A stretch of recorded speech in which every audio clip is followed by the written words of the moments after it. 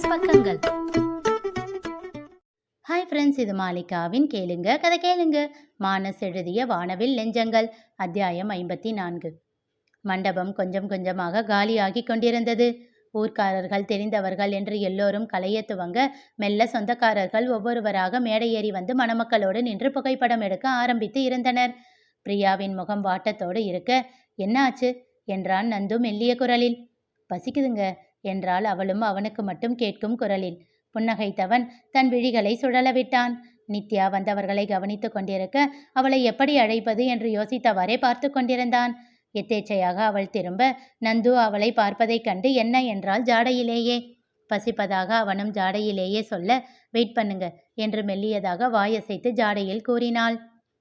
Wait பண்ணு நித்யா, அண்ணி ஏதாச்சும் கொண்டு வருவாங்க என்று பிரியாவின் காதில் கூறினான்.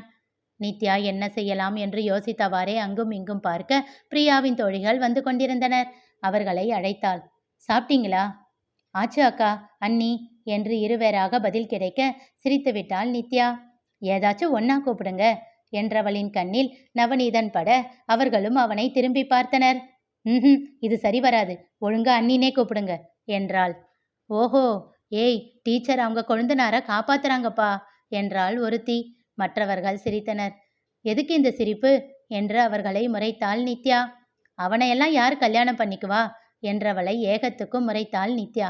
ஏன், என் கொழுந்தனுக்கு என்ன குறைச்சல்? வேண்டாம் சாமி, பிரியா கிட்டேயே இவ்வளவு சண்டை போடுறவன் பொண்டாட்டிக்கிட்ட எவ்வளவு போடுவான்?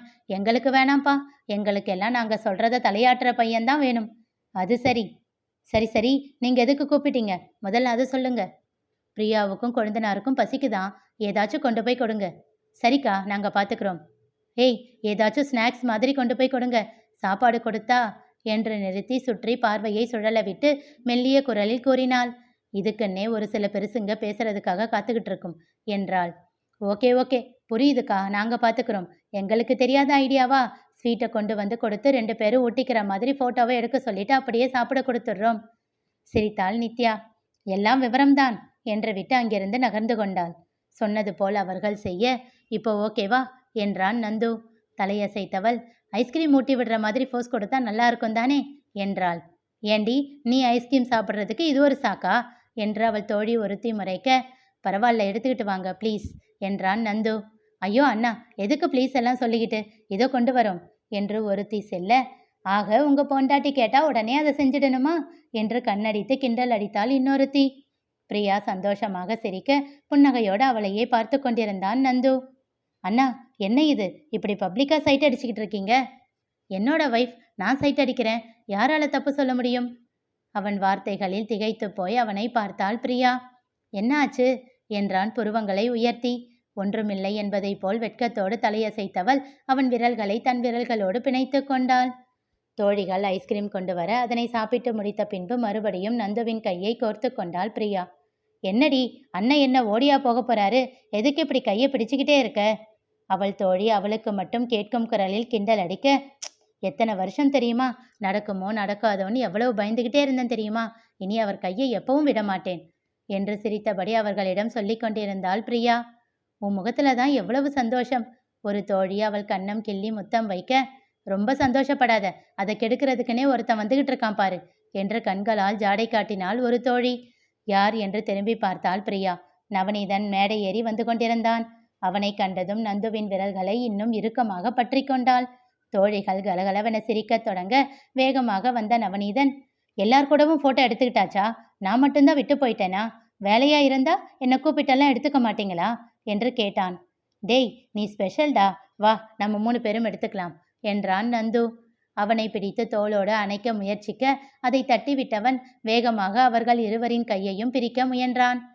ஏண்டா என்று நந்துவும், படா என்று பிரியாவும் ஒரே நேரத்தில் அவனிடம் கூறினர். அதையெல்லாம் கண்டுகொள்ளாமல் வேக வேகமாக அவர்களின் கையை பிரிக்க முயற்சித்து கொண்டிருந்தான். டேய் நாயே, அசிங்கமா ஏதாச்சும் சொல்லிட போறேன், போய் அவர் பக்கத்துல நில்லு, இல்லைன்னா என் பக்கம் வந்து நில்லு, நடுவுல மட்டும் நிக்கணும்னு நினைச்சா கொன்னுடுவேன். பிரியாவின் முகம் புன்னகையோடு இருக்க, வார்த்தைகளை மட்டும் கோபத்தில் கடித்து துப்பிக் கொண்டிருந்தாள். நான் அப்போ இதைத்தான் நிச்சயமா பண்ணுவேன் என்று இன்னும் வேகமாக பிரிக்கத் தொடங்கினான் நவநீதன். புன்னகையோடு இருவரையும் பார்த்து கொண்டிருந்தான் நந்து. தோழிகள் கலாட்டா செய்ய ஆரம்பிக்க பிரியாவின் முகம் கோபமாக மாறியது. நவநீத் ப்ளீஸ்டா கெஞ்ச ஆரம்பித்தாள். அதெல்லாம் முடியாது என்று பிடிவாதமாக நின்றான் நவநீதன். நவநீதா, போட்டோவுக்கு நில்லுப்பா என்று போட்டோகிராஃபர் கூற, இதோ 2 நிமிஷம்னா என்றவன், மரியாதையா கையை விடு, இல்லைன்னா கடிச்சு வச்சிடுவேன் என்றான் பிரியாவிடம். அவள் பாவமாக நந்துவை பார்க்க விடு என்பதைப் போல் அவன் ஜாடை காட்டினான். கோபமாக கையை விட்டாள். சிரித்து கொண்டே இருவரின் நடுவிலும் நின்றவன் இருவரையும் அணைத்து கொண்டு போஸ் கொடுத்தான்.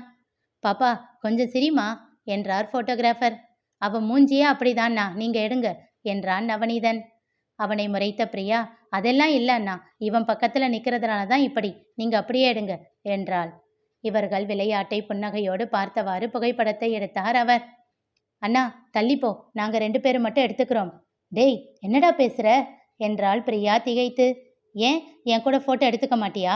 இத்தனை நாளா உன் கல்யாணத்துக்காக எவ்வளவு வேலை செஞ்சிருக்கேன் தெரியுமா? கேவலம் என் கூட ஒரு போட்டோ கூட உனக்கு எடுத்துக்க மனசு இல்லைல்ல என்றான் பாவமாக முகத்தை வைத்து. டேய் டேய், ரொம்ப நடிக்காதடா என்றாள் கோபமாக. சே, உனக்காக எல்லாம் பார்த்து பார்த்து பண்ணேன் பாரு, என்ன சொல்லணும் என்றான் சலித்து கொண்டே. உன்னை யாரு பண்ண சொன்னா? ஒன்றும் தேவையில்லை போடா.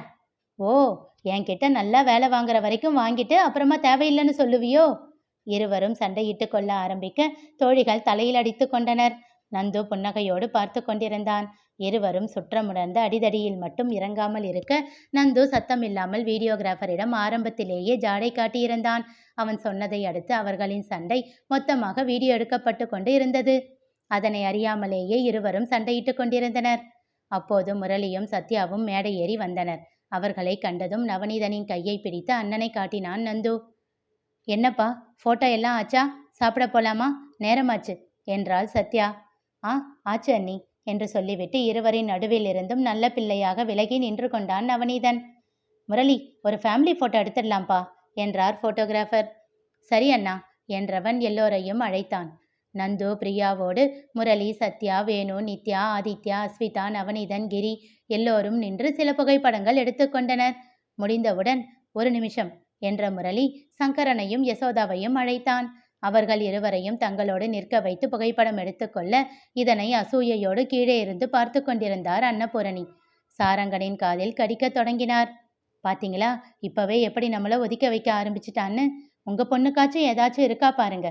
சத்யாவோட அப்பாவையும் பிரியாவோட அம்மாவையும் மட்டும் கூப்பிட்டு இருக்கானே, நம்ம அப்பா அம்மாவை கூப்பிடல அப்படின்னு ஏதாச்சும் யோசிக்கிறாளா பாருங்க.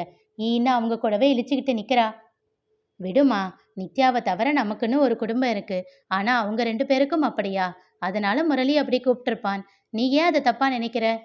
நீங்க என்னங்க வர வர இப்படி பேச ஆரம்பிச்சிட்டீங்க? முதல்ல எனக்கும் அவன் பண்றதெல்லாம் பிடிக்காம தான் இருந்தது. ஆனா இப்போ அப்படி இல்லை. அவன் செய்யறது சரியாதான் இருக்கும்னு தோணுது. அப்படியே தப்பா இருந்தாலும் எனக்கு அதை பத்தி கவலை இல்லை. என் பொண்ணு அவங்க வீட்டையும் புருஷனையும் எப்போ விட்டு கொடுக்காம அவங்களுக்காக நின்னாலோ அதுக்கு மேல அவங்க கிட்ட இருந்து ஒதுங்கி நிக்கிறது தான் நமக்கு மரியாதை. என் மரியாதையை நான் கடைசி வரைக்கும் காப்பாத்திக்குவேன். உனக்கு வேணும்னா நீ காப்பாத்திக்கோ, அவ்வளவுதான்.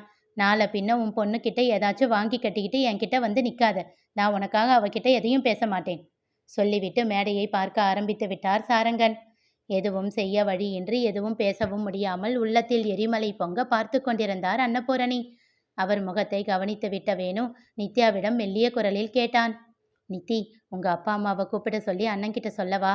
அத்தையோட முகமே மாறிப்போச்சு. பேசாம இருக்க மாட்டீங்களா நீங்க? என்ன பண்ணணும் என்ன பண்ணக்கூடாதுன்னு மாமாவுக்கு தெரியும். உங்க வேலையை நீங்க பாருங்க. அவர் செஞ்சா அதுக்கும் ஏதாச்சும் காரணம் இருக்கும். வேணுவை அதட்டி அடக்கி வைத்தாள் நித்யா. ஆனால் அடுத்த முரளி செய்த செயலில் அவள் மனம் வேதனையில் துவண்டது.